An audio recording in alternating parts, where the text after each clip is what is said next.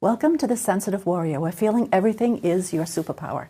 Hi, I am your host, Doreen Lang. I'm also author of Embracing Venus, Achieve a Life Lit Up for Highly Sensitive People. And I'm also a coach. I help people look at their situation, their sensitivity, where they might be stuck, and how they want to move on. And I do that either virtually or in my studio in Norwell, Mass. At Blossom Healing Studio. So each week I sit down with very interesting people. And today, no different. Today, I would like to introduce you to Jean Norte. Welcome. Hi, thank you so much. So nice to have you here. Appreciate that. So, Jean, before we kind of talk about your interesting world, what brought you here? What made you move into the industry you're in? That's a great question. So at one point in my life, I had worked at Boston Medical Center for 11 years, and my son was born. And he happened to be born 4 months premature. He was 1 pound, 11 ounces.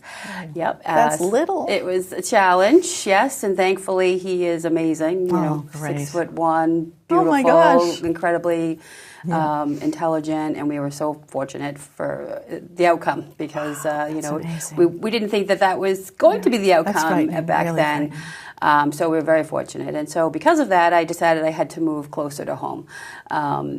The commute to Boston and all those things, and then trying to take care of a child who needed a lot of attention when he was young. So you were living in Weymouth, and you were living in and you were working in Boston. And I know that it's not a big ride, but it is. Once you get to the station, you wait. You're talking hours and hours. Yeah, and he was somebody who needed, at times would need like emergency care. He had a lot of respiratory issues and things like that. So, getting stuck for an hour in traffic if I had to get home. Your anxiety would go right through the roof. So I decided, well, let me move somewhere closer. A good friend of mine had just told me about a new senior living community that was opening in Hingham, and so I applied for a position. I was very excited to have received it, and that was the beginning of my senior living career. Okay. And so I was there for about 12 years. I was shocked at how much I loved it.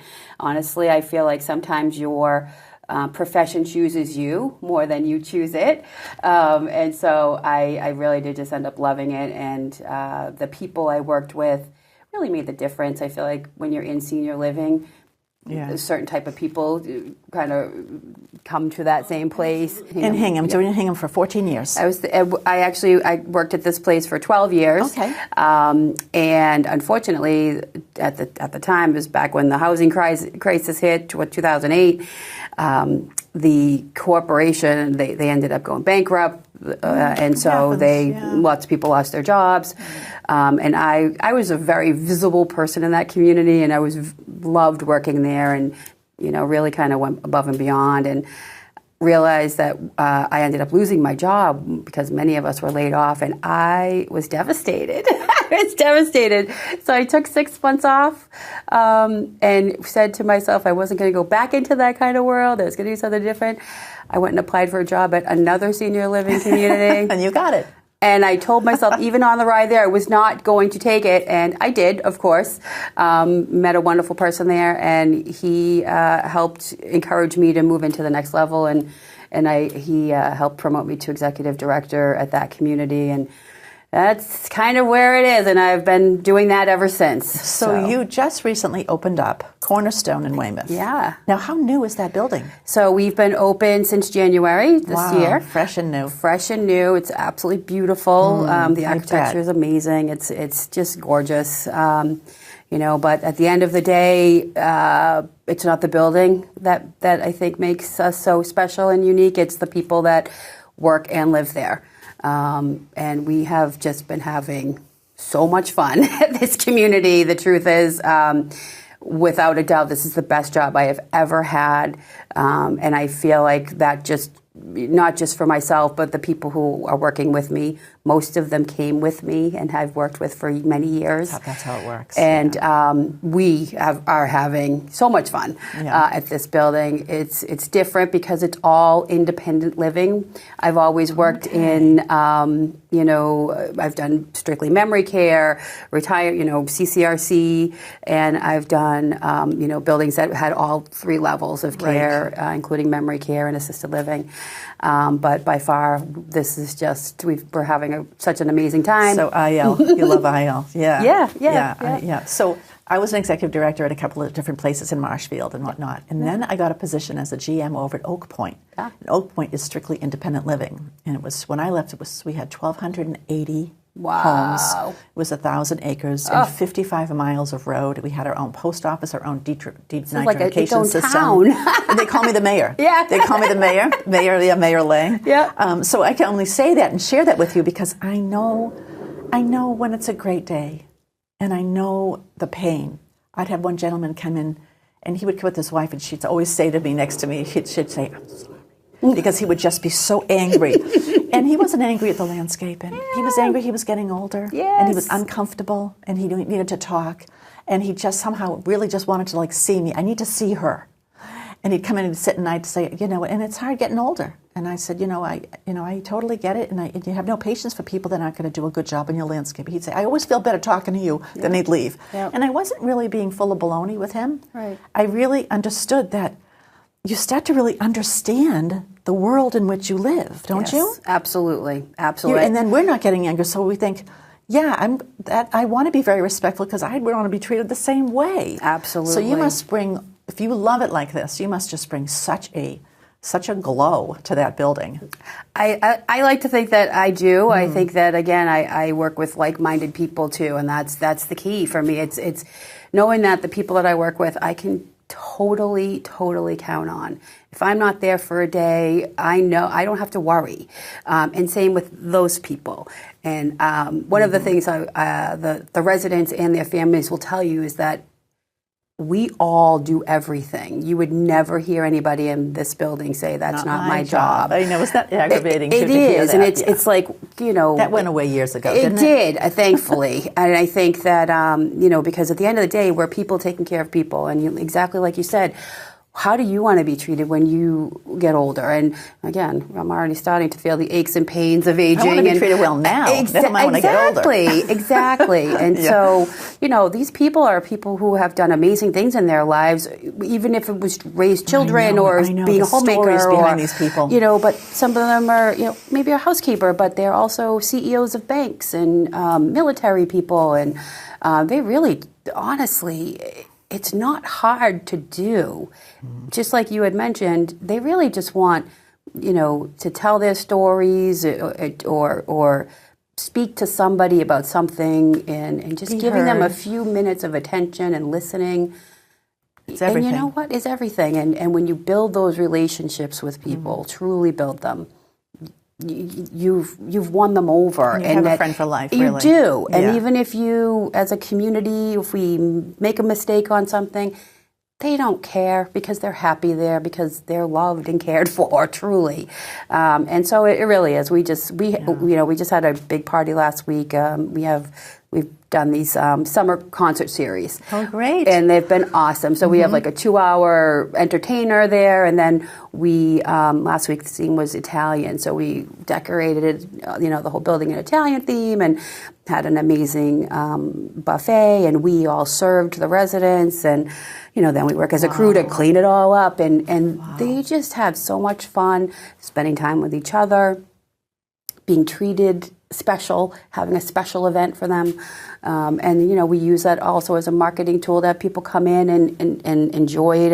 And those people are in awe. I mean, people walk out, they come start signing up, I want to live this life. So how many apartments? 147 apartments. That's a good size. It's a good size. Are they studios and one? Studios, one bedroom plus a den, and also 2 bedrooms, which have 2 baths. Wow. Yeah, beautiful. Many balconies, about 70% of the have balconies or patios.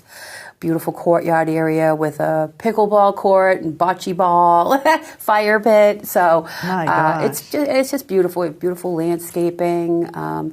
In our what I like to kind of call it, like our town central area is where you first walk in, and we have a pub with a full liquor license. Oh, wow. Beautiful dining room, and then a cafe which you can get, lattes and cappuccinos, and every day we fresh bake goods, and so the building will smell like cinnamon rolls in the morning. It's just amazing. It's 5-star living. I remember walking into a community I was managing, honestly, I'd walk in the morning and I'd feel like I left my home and then I went into my other home. Yep. And the smells and to see people that are there that are just so endearing. Yep. in the warmth. But I will tell you though, when I was running an independent living, assisted and memory care, we had some common rooms where the independent living and assisted living were come together, as you know in your experience. That's Absolutely. how it works. And it would be, I don't know, maybe 80 out, 85 degrees out, and I'd come in there and it would be like 90. Absolutely. So I had to buy all these like plastic covers to go on it because they would just take that thermostat and push it up. Absolutely. And we'd all be, why are you so hot? I don't know. We'd check it. Why is that up to, So I have to, so it's just those little things along the way you have to lock our thermostats as well. You do lock the same them, thing. You wouldn't think that, but you all wouldn't. these little things you have to really... There's a lot too. And dating. Yeah. There's some, I know. Some love connections. There's some love so it's just like its own little, It's almost like, it's funny because I was working with someone who just moved in last week and, you get a lot of information. I mean, that's the thing too about moving into senior living is that a lot of folks are leaving their homes that they've lived in for 50, 60 years, and now you're downsizing to an apartment. But you're also, it's almost like going to college because you're going on, so you're coming onto like campus, you're meeting new people, where is my mail? And so it's a lot. She's nice, he isn't nice. A lot that they take in, and finding, your group of people. And so it really is, helping people find their way and getting used to kind of some of the routine. We don't have, most people, the residents kind of create their own routine in a way. Of course. Yeah, it's dinner time. Okay, everybody starts coming down at 4:30. So whereabouts in Weymouth is it? It's right where the Elks used to be. So it's, let's see, it's about 2 miles from the Weymouth Landing, almost on the Hingham-Weymouth line, really. Okay. It's actually a wonderful spot because we have a couple of a beautiful bakery right up the street and Pravetti's and, a couple of stores and restaurants right around us. 2 minutes to the highway, so it's a great location. So who do you find is moving in? Do you find mostly women or men, or do you see a real mix? We actually, majority women, but the truth is, usually, you know this, you find a small percentage of men. We have a pretty good amount of gentlemen living there with us, actually. So I think we're probably about 35% gentlemen. Which is 35. That's interesting how it really was a majority of women. Yeah. And usually the men come in a little bit later. We are. I feel like this again because it's independent living. I've just independent. It's again a pretty good mix of folks. Pretty good mix, but I think. We have a good group of guys too, and they're fun. They're so fun. They're fun. They're fun when they're in the pub, and they can get mischievous like anyone else. So who do you find when you think about independent living? Why wouldn't a person leave their home and just find an apartment? Why would they want to live in a community in a sense in their mind, put up with people? Right? That's a great question because even myself, I always think, would I want to do this? But when I walk, out of my office on Thursday at 4:00 or Friday at 4:00, because both of those days we always have fun things happening. I mean, we have stuff going on all day, every day, but Thursday, these are our two big social end days.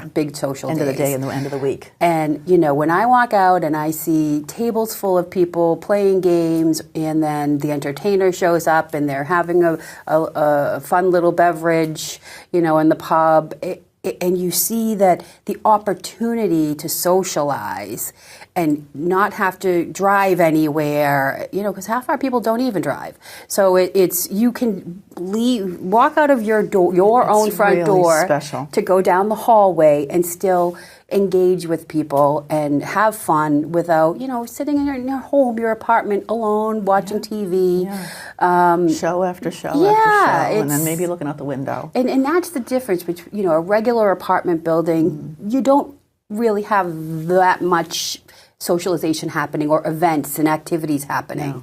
And so I think that's really, morning time, when I come in the morning and, by about 8:30, you'll see 8 or 10 of our residents just sitting there having coffee together and that's just so great. It's so great. It really warms your heart to think they're happy. It does. People are happy, and you have something to do with that. They're not lonely. You know, yeah. And I'm sure you will probably agree with me. What I learned something so interesting is when people move into a socialization that is positive, and they're getting care, and that could just mean someone's eyes are on them. Yep.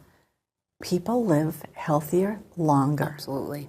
They live healthier longer. Absolutely. I had a woman who lives with us now, and she was so overwhelmed with the idea of moving. So overwhelmed, and her family clearly loves her, but really we're having a little bit of struggle dealing with that overwhelmingness. And so, I actually had to kind of almost take the reins and say, let me do this for you, and kind of let me take over, and then dealing with, because again, going through it myself, helping people all these years, you learn how to do things a little bit better and how to tap into what helps people or calms them. They can say no to you, but if you offer, they might be like, thank you. Yes. Thank you. And so the family actually was so thrilled because they were not able to manage things real well with their own emotion going on here. And so this particular woman is thriving. And we talk about this very regularly. She will even say to me, can you remember me the first time? I remember. Wow, that's so nice, isn't it? You wouldn't know it. She's doing so amazing. So, yeah. Wow. And do you find women acclimate differently than men, or do you find it not so much? Well, honestly, I feel like everyone's a little different. Yeah. We're all different in our own way. I do find, though, that as long as you can find one or two people who you feel comfortable with, that everybody eventually acclimates. And even though we have some people who are just totally, don't want to socialize too much, and that's okay too. Sure. But they all have the opportunity to do it if they want to. And we do try to help with, help people to do who are staying in their apartment a lot. Yeah, we try to draw them out a little bit. Yeah, and it could be with whatever. Getting to know them though is key, and what interests them. Get them out. So we have interesting authors that will come and speak at our community, and we had one of our security guards just last week who is just the cutest thing. His name's Sydney. He had gone to Ireland. So he took tons of pictures and came back. He must have loved that. He's just adorable. But he put on our big screen. We have a beautiful theater, by the way. Oh, that's great. He put on the screen all of his pictures and then walked all the residents through it. The theater was packed. Oh my gosh. For him, and so the people living there are just as interested in our lives as we are in theirs, which is so true. That's why we all, and again, that's why I don't think anybody in my building, or our building, wakes up in the morning and says, I don't want to go to work today. We just don't, which is, like I said, why it's my favorite job. See, I love that. My whole life. So what I talk about a lot here on the show, because it's about highly sensitive people, is that we do tend to feel the emotions of a lot of people. Too much talking is very hard. Too much of anything is difficult. We tend to want to self-isolate. But a beautiful part of what you're offering is they can, and then they can come back out. So there's no pressure. Yep. And this is just this is probably because I'm Italian. But the food, you don't really have the kitchen, so to speak, but you do for events. You're not feeding the people. This is independent. They're food shopping, or they're actually. Oh yes. So do tell. We actually have a 5-star kitchen. You do. We do. So they can go and have dinner. Our cafe. We have 3 different food venues. Basically. Oh my gosh. So we have a cafe. It's like a cruise ship. Yeah, it really is. The cafe is, coffee, fresh baked pastries all day, breakfasty foods, but also lunch. So soup, salad, sandwiches, lunch. That's kind of like a grab and go. Sure. And then our dinner time is definitely, it's the same area, but we flip it, we put the candles on it, and it turns into a fine dining room. Right.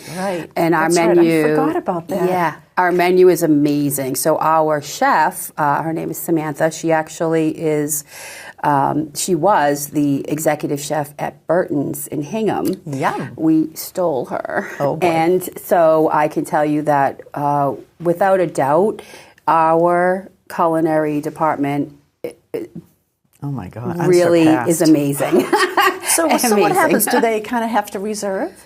Not yet, because we're filling up. Okay, where are you now? We're going to be about halfway by the end of the year. Wow. So we have like there. 17 to 20 deposits in hand or coming, and so by the end of the year we'll be about halfway there. Excellent.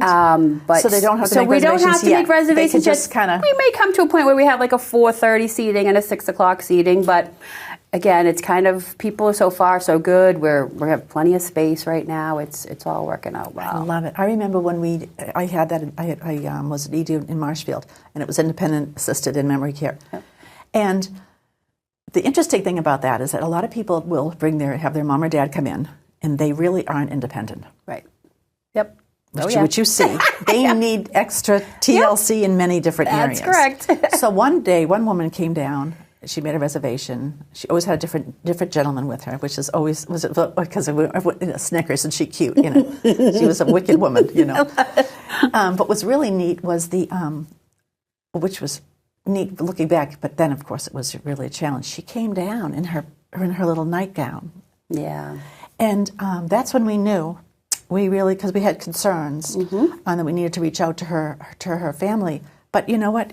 Good. We were able to safely put things together for her. Yes. And one woman, she kept setting off the alarm, so we had to take her toaster away because she kept putting toast in, and that she was not well. Yeah. She was not cognitively well. But that told us that we need now to move her over to assisted living. Right. So you really have people coming in very well, and the way you seem to manage, and which I know you don't manage behind your seat, you manage out and about, you'll be able to really communicate with the families and keep an eye on and keep people safe. Yes.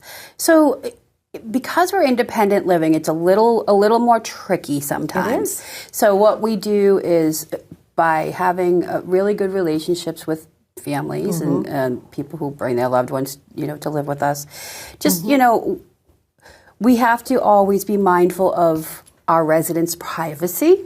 And so some people have no problem, very willing, and yes, please let my family know, anything, so great, we do that. Then you can. We can. But not and then everyone. there are others, but again, I think because we have such good relationships with people, even if there was situation, we're really able to communicate well enough with folks to say, it would be great if we could bring your daughter in on this, or your son, or, I think that they can help support you with this situation. And then of course there's always the tough conversations where you have to, for people's safety. Exactly, for their own safety. We don't have a choice, right? So we have to, and I think that's probably the hardest part of the job, like seeing that maybe this isn't the appropriate place for you anymore, we do need to make a change, or you need to have somebody come in and help you. So we do have people in our community that need help with some things. Which is wonderful. They can stay where they are. They just have to bring in care, which we have wonderful partnerships with some home care companies, and they actually will come in and contract directly with residents. Beautiful. So we know what's happening and we know they're safe, but we actually kind of stay a little bit out of that because, again, it's independent living. Right, yeah. It's a touchy thing, and yet how wonderful that you have your eyes on them. Absolutely, right, and that is the beauty. And we have emergency pull cords and things like that. Yes. So people can stay with us even when they might need some help. And that's my goal, to let people enjoy this life as long as they can, right. As long as they're safe, and we can, even if we have to put things in place, as long as we do, then that's great. I love it. And it's interesting, I do know this for sure, that designers are called in. Yep. So I can imagine, I just can imagine how beautiful your building is inside, and the rooms, and the decor, and the feel. So how can people get in touch with you? And how can people look at your site so they can look at the rooms themselves? Absolutely. So first of all, we have cornerstoneofweymouth.com. You can look us up online. Cornerstoneofweymouth.com. Correct. Got it.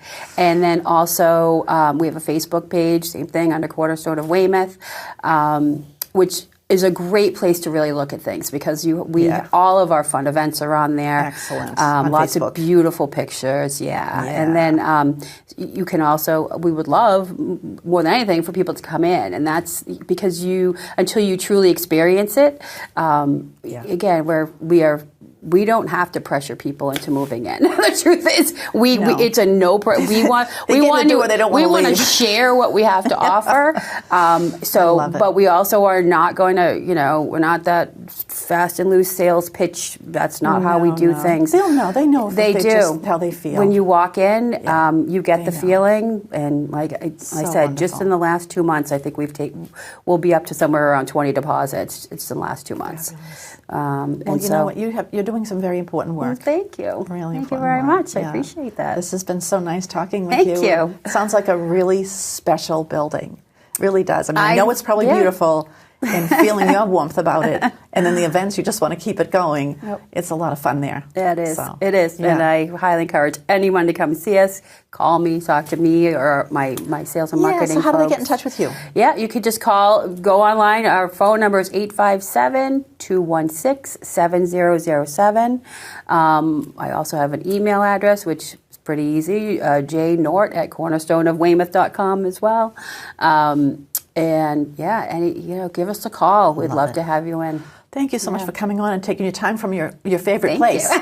So we can hear about your favorite place. I can talk about it, so that's just as good. I love it. Well, thank you so much for joining us. And this is The Sensitive Warrior. We're feeling everything is your superpower. And if you want to hear more about this beautiful property, please reach out to me. I'm happy to connect you as well to Jean today at Doreen at yourhspcoach.com, and my business is blossomhealingstudio.com, so let me know if I can help you as well. And until next time, take good care. Thank you.